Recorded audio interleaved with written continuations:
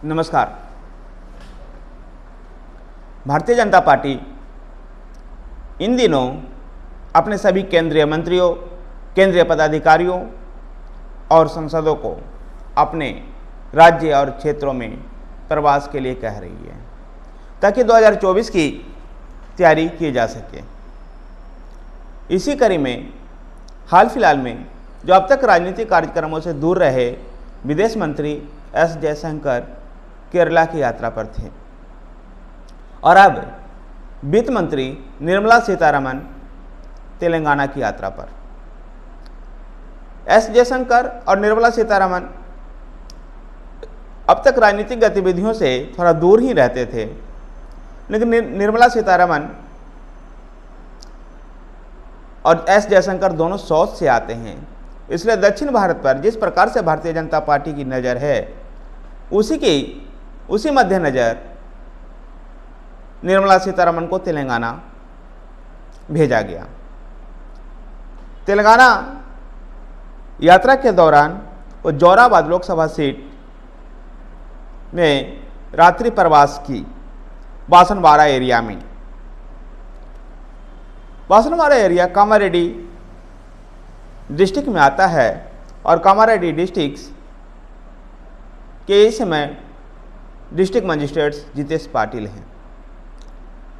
बासनवाड़ा प्रवास के दौरान निर्मला सीतारमण एक राशन की दुकान पर गई और उस राशन की दुकान में प्रधानमंत्री मोदी का पोस्टर न लगे रहने के बाद उन्होंने डीएम से सवाल किया और डीएम को समझाया कि 1 किलो चावल में 29 रुपये की हिस्सेदारी केंद्र की है, 4 रुपये की हिस्सेदारी राज्य सरकार की और 1 रुपया उपभोक्ता देता है, तो प्रधानमंत्री मोदी की फ़ोटो क्यों नहीं, प्रधानमंत्री मोदी का पोस्टर क्यों नहीं।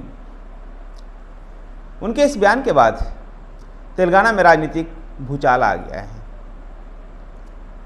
उसी क्षेत्र से आने वाले तेलंगाना के वित्त मंत्री पी हरीश राव और पी श्रीनिवासन रेड्डी ने भी निर्मला सीतारमण के इस बयान पर आपत्ति जताई है और उन्होंने कहा कि केंद्रीय मंत्री एक डीएम को कैसे ऐसे आदेश दे सकती है। केसीआर के बेटे केडीआर जो तेलंगाना में मंत्री भी हैं, उन्होंने भी आपत्ति जताई है। निर्मला सीतारमण का यह यात्रा भारतीय जनता पार्टी के राजनीतिक महत्वाकांक्षा, जो राजनीतिक चुनावी रणनीतियां हैं, उसी के तहत तेलंगाना में गई हैं। जब वो डीएम से बात कर रही थी और वहाँ पब्लिक से जब बात कर रही थी तो वो वहाँ तेलुगु भाषा में ही बोल रही थी और वहाँ से की जनता से अपने आप को कनेक्ट करते हुए बातें कर रही थी।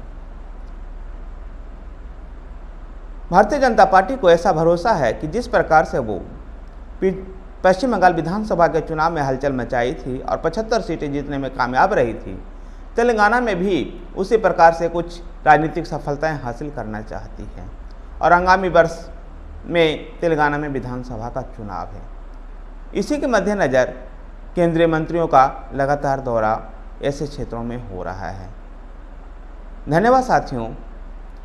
आपको वीडियो अगर पसंद आया है तो वीडियो को लाइक कीजिए, शेयर कीजिए। कमेंट बॉक्स में आप अपने सुझाव भी दे सकते हैं। हमारे साथ जुड़े रहने के लिए हमारे चैनल पॉलिटिकल पिच को सब्सक्राइब कीजिए। धन्यवाद।